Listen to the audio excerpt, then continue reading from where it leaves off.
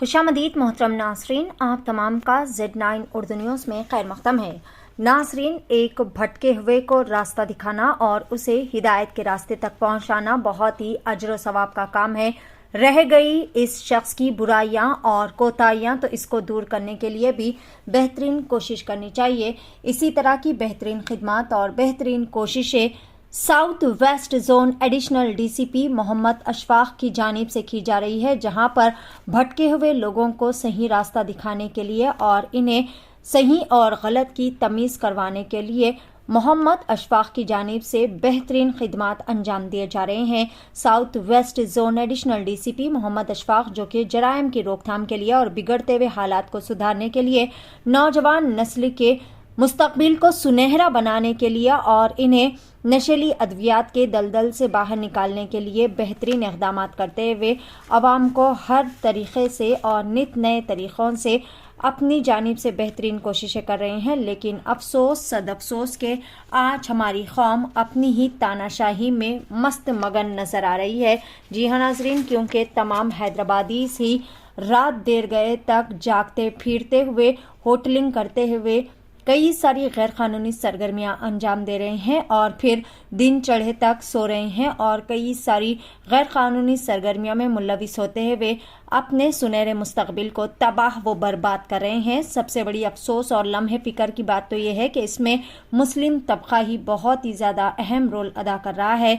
मोहम्मद अशफाक ने अपने वर्दी के ज़रिए भी कई सारे पैतरे अपना कर देख लिए, लेकिन फिर भी अवाम में कोई सुधार नहीं देखा गया, जिसके बाद एक मुसलमान होने के नाते एक हमदर्दाना रवैये के तहत बिगड़ते हुए हालात पर अश्कबार होते हुए आपने अहमद उल्लाह निसार कासमी मुफ्ती साहब की ज़ुबानी भी अवाम को समझाने की बेहतरीन कोशिश की। एडिशनल डीसीपी मोहम्मद अशफाक और मुफ्ती निसार कासमी साहब, जिन्होंने दीनी और दुनियावी एतबार से मुकम्मल बारीकबीनियों पर अमलावरी करते हुए आवाम को बेहतर तरीके से समझाने की हर मुमकिन कोशिशें की, कई एक ऐसी मिसालें पेश की जिसे सुनने के बाद तमाम भटके हुए मुसलमानों के दिलों में ईमान तरोताज़ा हो जाए। वाज़ेह है नाज़रीन के पुलिस अपनी जानिब से हर मुमकिन कोशिशें कर रही है कि तमाम आवाम को बेहतर रास्ते पर चलाए, लेकिन अब आपकी भी जिम्मेदारी बनती है कि आप अपने और अपने घर वालों की बेहतरी के लिए अपने आप को सुधारें। अगर आप भी अभी भी रात देर गए तक अपने कारोबार खुले रखते हैं तो मजबूरन पुलिस को भी अपना दबंग स्टाइल दिखाना पड़ेगा और आपको जेल की सलाखों के पीछे डालना होगा। यहाँ पर एडिशनल डीसीपी मोहम्मद अशफाक ने बड़ी ही सादगी से के साथ ये भी बयान किया कि किसी भी इंसान में कोई खामी नहीं, ऐसे कोई इंसान नहीं, हर किसी में कोई ना कोई खामी होती है। उन्होंने खुद बज़ात ये भी कहा कि वो खुद भी कोई दूध के धुले नहीं हैं। उन्होंने तमाम आवाम को बेहतरीन मिसाल पेश करने के लिए अपने आप को भी इस तरह से पेश किया। बहरहाल दीनी एतबार से और दुनियावी कानूनी एतबार से कई सारी बारीकियों पर अमल करते हुए अपना कारोबार चलाने की इन्होंने और मुफ्ती साहब ने बेहतरीन आवाम को हिदायत दी। आइए जानते हैं इस खुसूस में मुकम्मल तफसीलात। पेश है Z9 उर्दू न्यूज़ के साथ।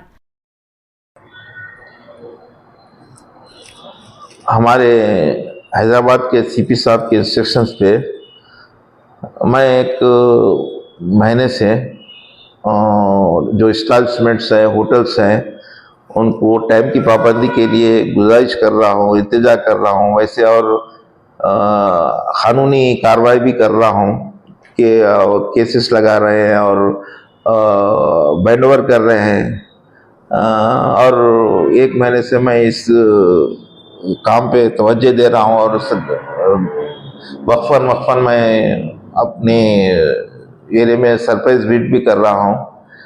मुझे एक देखने में आया है कि हमारे जो एस्टेब्लिशमेंट्स और होटल ओनर्स हैं उन पर वो क्या बोलते जो भी नहीं चल रही वो के जो कुछ मुहावरा है वैसा हाल है। और मैं ऑब्ज़र्व कर रहा हूँ कि मुझे इस बात का भी अफसोस है कि हमारे जो एरिया में है ज़्यादातर तबका मुसलमान लोग बिजनेस कर रहे हैं और मुसलमान और जो बच्चे हैं उस बिजनेस में आके डेली नाइट्स में बैठ के वो उनका भी जो है वो भी, उनका भी कैरेक्टर ख़राब हो जा रहा, उनकी ज़िंदगी ख़राब हो जा रही, तो बोल के एक अफसोस भी मुझे है। बहरहाल हम इनको चेंज करने की ठान लिया है, इंशाल्लाह हम करेंगे। इत्तेफाकन मेरे ऑफिस में एक हमारे करीबी मुफ्ती साहब का आना हुआ था, तो ऐसे ही मुआशरे पर डिस्कशन हुआ, अपने मुस्लिम मुआशरे पर। तो मैं उनसे भी मैं जिक्र करा, तो बोले ऐसा क़ानून की अमलवारी करना बहुत ज़रूरी है। इस्लाम बोले तो खाली नमाज़ पढ़ना, रोज़ाना हज उम्रा नहीं, दुनियावी मामलात में, मुआशरात में भी हम उसकी अमलवारी करना ज़रूरी है। जब ही ईमान मुकम्मिल है, बता रहे थे। और क़ानून की अमलवारी में अगर हम जैसे कि टाइम लिमिट 12 बजे है, तो 12 बजे बंद कर लेना वो शरीयत और इस्लाम के नुक्ते नज़र से सही है। और 12 बजे के बाद जो कारोबार किया जा रहा है नाजायज़ है बोल के बता रहे थे, तो एक अपने क़ानून के लिहाज से भी गलत है और अपने इस्लाम और दीन के लिहाज से भी वो एक गलत काम हो रहा है। तो मुझे इसका बहुत अफसोस है। तो मैं हमारे मुफ्ती साहब से एक गुजारिश, एक रिक्वेस्ट किया कि खैर अगर मैं ये सब इस्लामी और शरीयत के बातें करा तो छोटा मुँह बड़ी बात हो जाती। तो मुफ्ती साहब से मैं एक रिक्वेस्ट करा कि एक हमारे जो मुस्लिम एरिया है अपना, उसमें जो रात देर का जो नाजायज़ जो काम चल रहे हैं, उस लिहाज से एक प्याम देने के लिए मैं रिक्वेस्ट करा। तो हमारे मुफ्ती साहब भी इसके लिए राज़ी हो गए।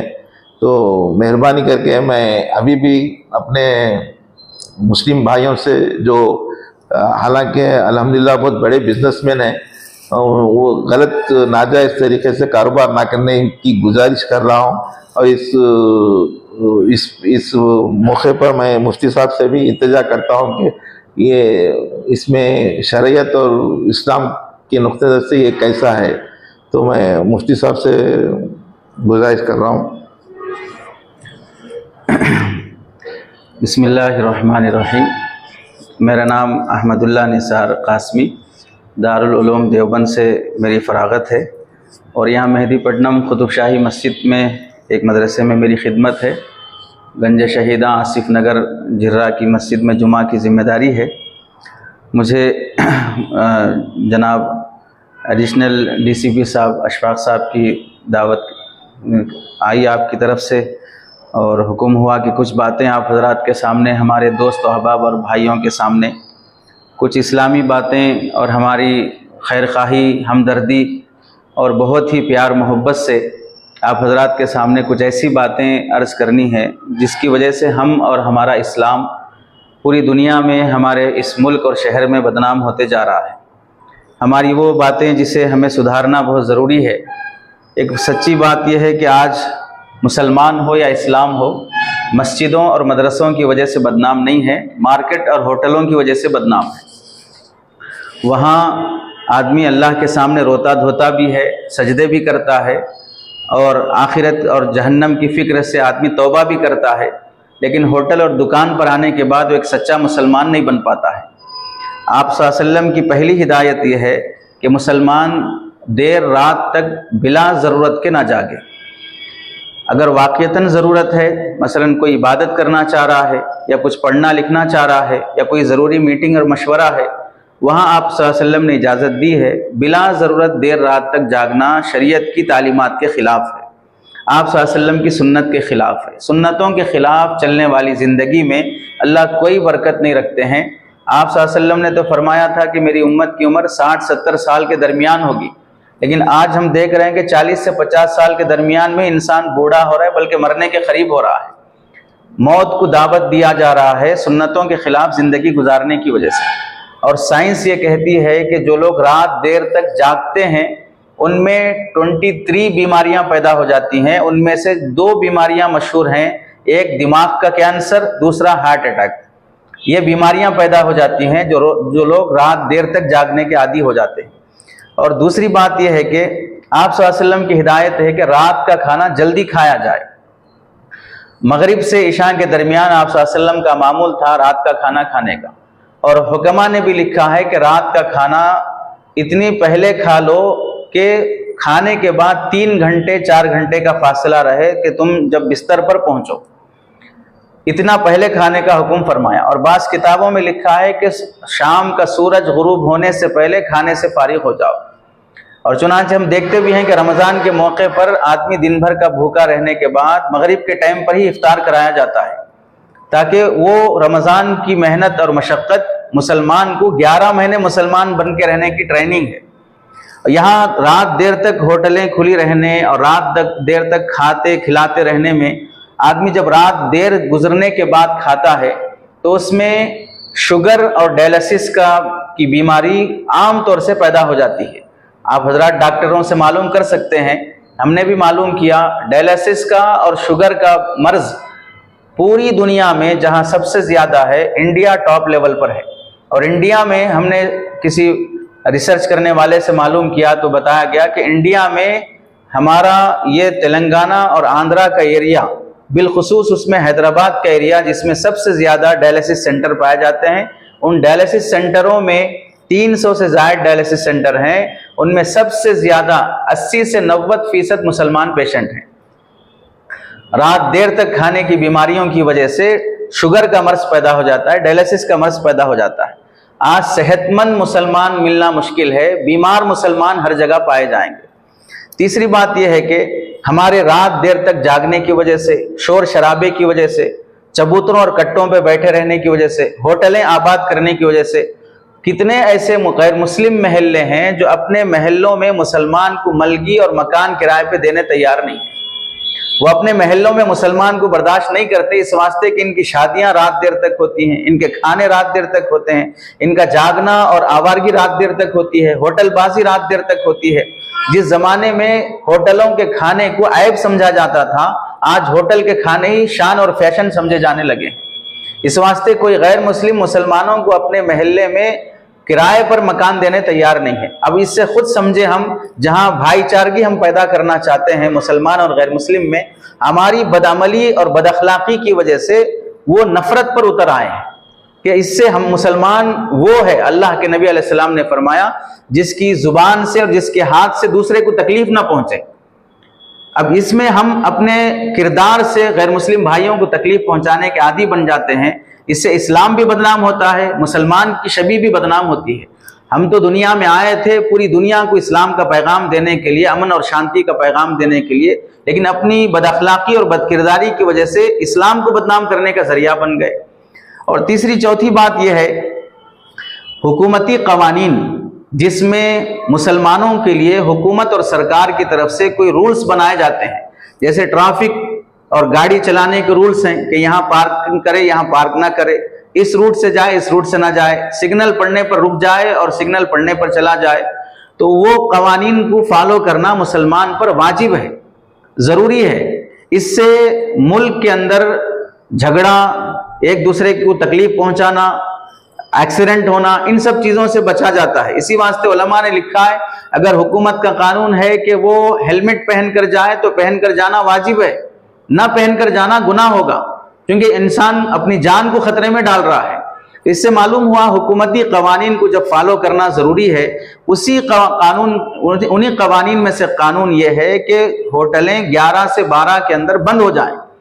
जब सरकार हमें, आप समझें कि हुकूमत 12 बजे रात तक होटल चलाने की इजाज़त दे रही है, 12 बजे के बाद भी कौन सी जिन्नाती कौम है जो खाने के लिए आ रही है?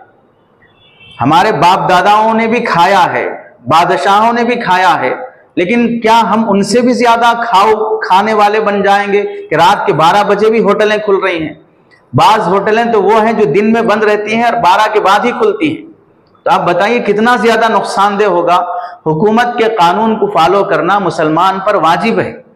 जो कानून जायज रहता है और जिसमें शरीयत की कोई खिलाफ वर्जी नहीं होती है, उस कानून पर अमल करना मुसलमानों के लिए वाजिब है। और यह हुक्म सिर्फ किसी एक मसलक के लिए नहीं है, हर मसलक में यही हुक्म है कि जायज कवानीन की इत्तबा करना मुसलमानों पर वाजिब है, और इसकी खिलाफ वर्जी करने वाला गुनहगार होगा, और नाजायज तरीके से इस तरह की कमाई करने वाला भी गुनहगार होता है।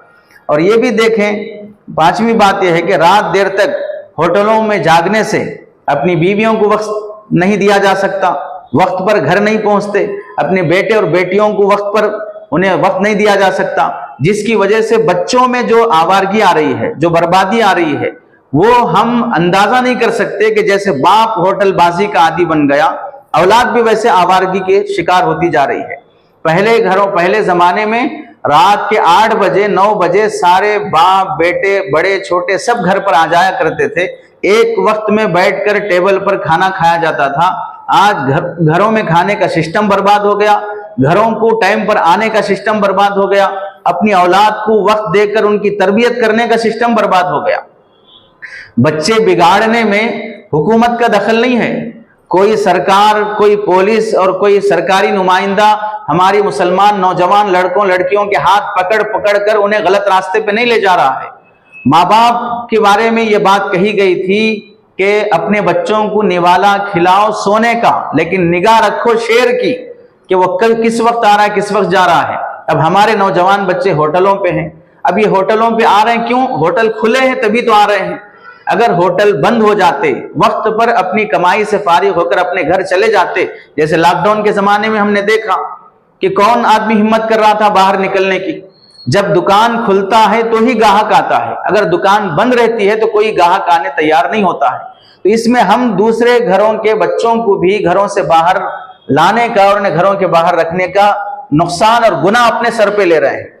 और एक बात, छठी बात यह भी है कि मुसलमान महल्लों में, मुसलमान एरियो में यह बात ज्यादातर पाई जाती है कि इस एरिया में होटलें आबाद रहती हैं, इस एरिया में होटलें खुली रहती हैं। क्या यह शर्म की बात नहीं है कि जिस मुल्क में हम सब रहते हैं, दूसरे मजहब के लोग भी रहते हैं, लेकिन गैर मुस्लिम भाइयों के और दूसरे मजहब के लोगों के महलों और उनकी होटलों में वक्त पर बंद कर देना, वक्त पर सो जाने का एहतमाम होता है। और मुसलमानों के एरियो में खास तौर से पुलिस वालों को आना पड़ता है, उन्हें लाठी लेकर उन्हें तंबीह करना पड़ता है कि बंद करो बंद करो। दूसरे भाइयों के महलों में जाकर इस तरह तंबीह करने की ज्यादा जरूरत नहीं पड़ती है। क्या वजह है कि एक दूसरी कौम कानून को फॉलो कर रही है और मुसलमान कानून को फॉलो करने तैयार नहीं है। आधा शटर बंद रखकर चलाते रहेगा, जैसे ही गाड़ी की आवाज आएगी फौरन बंद कर देगा, रोड पर किसी को खड़ा करेगा, आ रहे हैं क्या देखो, जैसे ही इत्तला मिलेगी फौरन सिग्नल देगा, बंद कर देंगे। बाहर का शटर बंद करके पीछे का शटर खोल के चलाते रहेंगे, लेकिन कानून को फॉलो करते हुए कानून की इत्तिबा करना नहीं चाहेंगे। अमन और शांति के साथ जायज तरीके से कमाने के लिए तैयार नहीं होंगे। और एक बात ये भी देखें, जो लोग रात देर तक होटल चलाते हैं वो सुबह कभी वक्त पर नहीं उठ सकते। सुबह जल्दी उठना मुसलमान की शान है। क्या शर्म की बात नहीं होगी कि गैर मुस्लिम भाई तो वक्त पर उठ रहे हैं, सुबह जल्दी जल्दी वो गुस्ल करके तैयारी करके अपने पार्क में जाके वो वॉकिंग कर रहे हैं, वर्जिश कर रहे हैं, सेहत बना रहे हैं, और मुसलमान रात देर तक जाग रहा है और सुबह देर तक सो रहा है। उलमा ने एक मिसाल दी है, बकरियां जो हलाल जानवर हैं वो रात होते ही सो जाती हैं और सुबह जल्दी उठ जाती हैं। कुत्ते रात देर तक जागते रहते हैं और सुबह की जब अज़ान होती है भौंकते हुए फिर सो जाते हैं।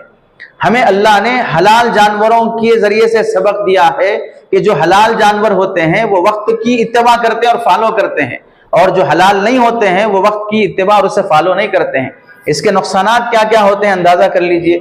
जो लोग रात देर तक होटलें चलाते हैं, जो लोग रात देर तक होटलबाजी करते हैं, रात देर तक चबूतरों पर आबाद रहते हैं, रात देर तक कट्टों पर आबाद रहते हैं, रात देर तक होटलों के खाने में मसरूफ रहते हैं, ये लोग इल्ला माशाअल्लाह सालों और महीनों गुजर जाते हैं, फजर की नमाज की तौफीक नहीं होती है।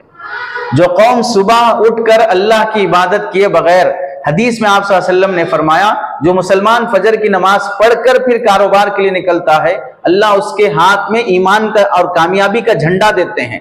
जब वो जाता है तो अल्लाह उसे रोजी में बरकत और कामयाबी के साथ लौटता है, और जो फजर की नमाज पढ़े बगैर कारोबार पे निकलता है तो अल्लाह उसके हाथ में शैतान का झंडा देते हैं कि कभी कामयाबी और बरकत के साथ वापस नहीं लौटता। दूसरा नुकसान ये होता है, रात देर तक होटल चलाने और होटलबाजी की वजह से महीनों और सालों गुजर जाते हैं कि ऐसे लोगों को सुबह का सूरज देखने की तौफीक नसीब नहीं होती। और आप सल्लल्लाहु अलैहि वसल्लम ने अपनी उम्मत के लिए दुआ फरमाई, अल्लाहुम्मा बारिक ली फी बुकुरी उम्मती, ऐ अल्लाह मेरी उम्मत के सुबह के टाइम में बरकत अता फरमा। एक सहाबी गरीब थे, चंद महीनों में मालदार हो गए। जब उनसे पूछा गया आपकी मालदारी का राज क्या है, तो उन सहाबी ने फरमाया अल्लाह के नबी अलैहिस्सलाम की दुआ है, सुबह सुबह काम पर लग जाओ अल्लाह बरकत देगा। तो मैं सुबह सुबह काम पर लग जाता हूं और शाम टाइम पे आके अपने घर पे वक्त गुजार लेता हूं।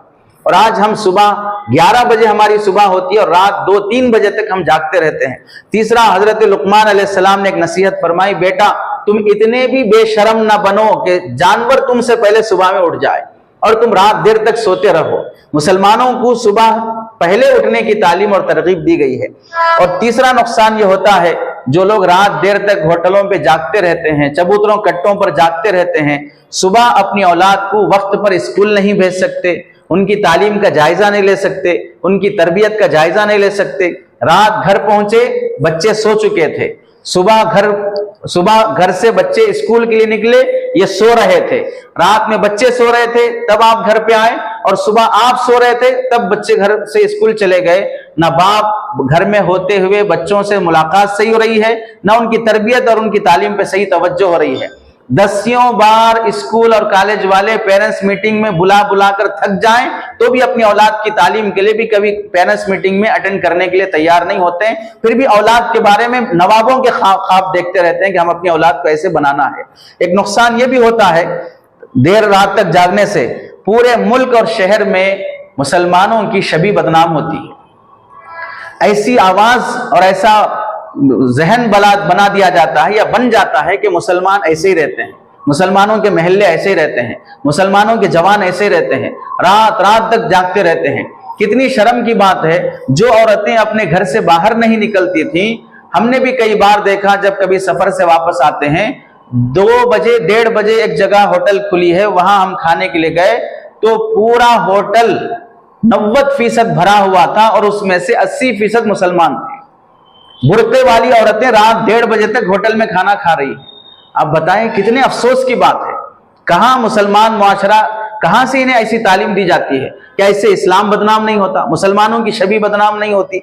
एक नुकसान यह भी होता है, ऐसी हालत में जो कानून की खिलाफ वर्जी के साथ कमाई जाने वाली कमाई में अल्लाह कभी बरकत नहीं रखते हैं। बेबरकती के साथ कमाई जाने वाली रोजी, उसमें हमेशा मुसीबतें आती हैं। पहली मुसीबत ऐसी कमाई में ये आती है कि कमा कर भी आदमी कर्जे में डूबा रहता है। दूसरी मुसीबत ये आती है, कमा कर भी बीमारियों का शिकार रहता है। जितना कमाएगा उसमें से आधा या पूरा का पूरा डॉक्टरों और हॉस्पिटलों के हवाले करना पड़ेगा। तीसरा नुकसान ये होता है, ऐसी कमाई में न रुकने वाले टेंशनों के सिलसिले शुरू हो जाते हैं। अपनी औलाद को हत्ता के अच्छे रिश्ते और अच्छे दोस्त भी नहीं मिलते। शरई लिहाज से देखें कि इसके नुकसान क्या होते हैं। पहला नुकसान, कानून की खिलाफ वर्जी के साथ होटल चलाने, होटलबाजी करने और कारोबार करने में गुनाह कबीरा है, नाजायज और हराम है।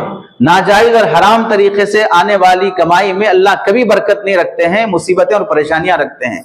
दूसरा नुकसान यह होता है, अल्लाह के नबी अलैहिस्सलाम ने मुसलमान को हुक्म दिया कि अपनी इज्जत की खुद हिफाजत करो, और जो अपनी इज्जत की हिफाजत खुद नहीं करता है तो समाज पर किसी ने यह जिम्मेदारी नहीं रखी है कि उसकी इज्जत दूसरे करें। मुसलमान को चाहिए कि अपनी इज्जत की हिफाजत करे। अब यहां रात देर तक होटल चलाएंगे, पुलिस आएगी, डंडे बरसाएगी, चालान लगाएगी, तंबी करेगी, दुकान होटल बंद कराएगी।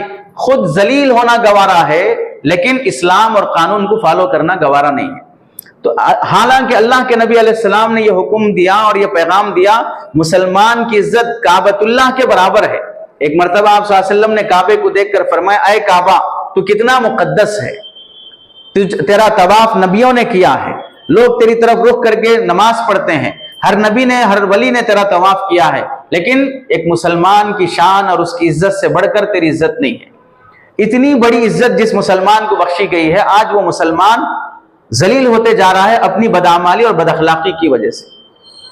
तीसरा नुकसान ये होता है, देखें वक्त पर होटल बंद करने का, जब हम कोई परमिट लेते हैं, इजाजतनामा लेते हैं सरकार और गवर्नमेंट से कि हम होटल चलाएंगे और फला फला टाइम दिया जाता है, तो गोया कि हमारा और हुकूमत के दरमियान में एक मुआहदा हो गया, अग्रीमेंट हो गया।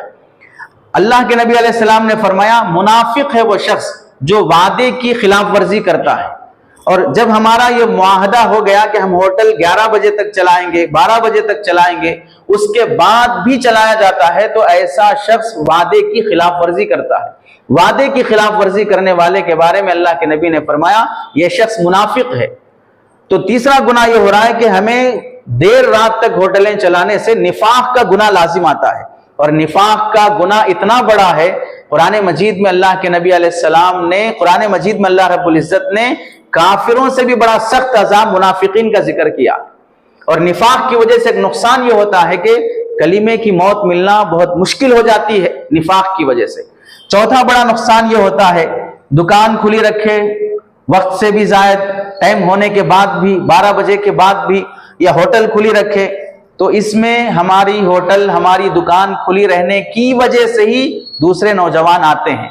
अगर वो वक्त पर बंद हो जाती है तो दूसरों को भी आने की जरूरत नहीं पड़ती, क्योंकि होटलें बंद हैं, जाके भी क्या करेंगे। जब हम खुले रखते हैं तब दूसरों को गोया के आने की हम दावत दे रहे हैं। तो गोया के समाज के दूसरे नौजवानों को भी रात देर तक जगाने का, आवारगी का, होटलबाजी का, कट्टों और चबूतरों का हम दावत देने और जरिया बनने वाले होंगे। और आप सल्लल्लाहु अलैहि वसल्लम ने फरमाया गुनाह का जरिया बनने वाला भी गुनहगार है, गुनाह की तरफ दावत देने वाला भी गुनहगार है। हम समाज को रात देर तक जगाने का जरिया बन रहे हैं 12 बजे के बाद भी होटलें चलाकर। पांचवा गुनाह यह होता है, रात देर तक चलाने में, होटल चलाने के लिए कभी कभार हमें रिश्वत देनी पड़ती है। अपनी होटल चलाने के लिए 2-2, 3-3 बजे तक रिश्वत देनी पड़ती है। और आप सल्लल्लाहु अलैहि वसल्लम ने फरमाया रिश्वत देने वाले पर भी, रिश्वत लेने वाले पर भी अल्लाह की लानत बरसती है। और एक हदीस में फरमाया रिश्वत देने वाला, रिश्वत लेने वाला दोनों जहन्नमी है। कितनी सख्त वईद है। अपना कारोबार चलाने के लिए 24 घंटे अल्लाह ने हमें दिए थे, उसमें से कानून ये कह रहा है कि 12 बजे बंद कर दिया जाए। अपनी सेहत का ख्याल रखो, औलाद का ख्याल रखो, बीवी बच्चों का ख्याल रखो, मुआशरे का ख्याल रखो, कानून का ख्याल रखो। इन सब को तोड़कर हमें रिश्वत देकर चलाने की मजबूरी क्या आ गई है। तो ये पांचवा गुनाह ये हो जा रहा है, रिश्वत देकर चलाने की वजह से अल्लाह की लानत के मुस्तहिक बन जाते हैं। और एक गुनाह ये भी होता है कि आदमी चलती हुई दुकानें बंद करने के लिए बाज मर्तबा नाफरमानी और कानून की खिलाफ वर्जी की वजह से केस बुक हो जाता है, दुकान बंद करा दी जाती है, चालान पड़ता है, पुलिस स्टेशनों के चक्कर लगाने पड़ते हैं। ये सब जिल्लत बर्दाश्त करने की क्या जरूरत पड़ती है। एक नुकसान ये भी होता है कि ऐसे मौके पर हम दुकानें चलाकर रास्ता और सड़क और कानून के दूसरे अहकामात की खिलाफ वर्जी करने वाले हो जाते हैं। अल्लाह के नबी अलैहिस्सलाम ने फरमाया तुम में बेहतरीन मुसलमान वो है रास्ते पर पड़ी हुई चीज हटा दे। हजरत मुफ्ती तकी उस्मानी साहब दामत बरकातुहुम ने फरमाया कि रास्ते पर पड़ी हुई चीज हटाना ईमान की अलामत है। तो रास्ता जाम करना, लोगों को तंग करना, ये ईमान के खिलाफ निफाक और कुफ्र की अलामत है। आखिरी बात ये देखें, इस वक्त मुसलमानों के जो हालात बनते जा रहे हैं, इन हालात में मुसलमानों को अपने अखलाक की तरफ तवज्जो देकर, रुजू इल्लाह और शरीयत की पाबंदी करके पूरे मुल्क में मुसलमानों के अमन और सुकून और अखलाक का पैगाम देना जरूरी है। पहले अंदर के फिरौन को हम मारेंगे तो फिर तब जाके बाहर का फिरौन मरेगा। बाहर के फिरौन की शिकायत करते रहेंगे और अंदर का फिरौन हम नहीं मारेंगे, कभी मुसलमानों के हालात सुधरने वाले नहीं हैं। जब तक मैं सच्चा मुसलमान नहीं बनूंगा, शरीयत की और कानून की इत्तिबा और पाबंदी नहीं करूंगा, उस वक्त तक मेरे हालात सुधरने वाले नहीं हैं। किसी ने कहा ऐ अल्लाह मेरा हाल देख, तो अल्लाह ने कहा बंदे पहले अपने अमाल देख। मेरा हाल देख, मैंने जब अल्लाह से कहा तो अल्लाह ने कहा पहले अपने अमाल देख। तो हमारे अमाल ऐसे हैं जिसकी वजह से ये हालात बन रहे हैं। तो आप हजरात से बहुत ही अदबन गुजारिश है कि हम रात अपने वक्त पर अपनी होटल और दुकान बंद करने का एहतमाम करें, नाजायज तरीके से कमाई जाने वाली कमाई से तौबा करें और हम एक अच्छे मुसलमान बनकर पूरे देश और पूरे मुल्क और पूरे शहर में एक अच्छा मैसेज बनाने वाले, पैगाम पहुंचाने वाले बने। अल्लाह से दुआ है कि अल्लाह ताला हमें इस फिक्र की संजीदगी नसीब फरमाए और हमें इस कानून की पाबंदी नसीब फरमाए।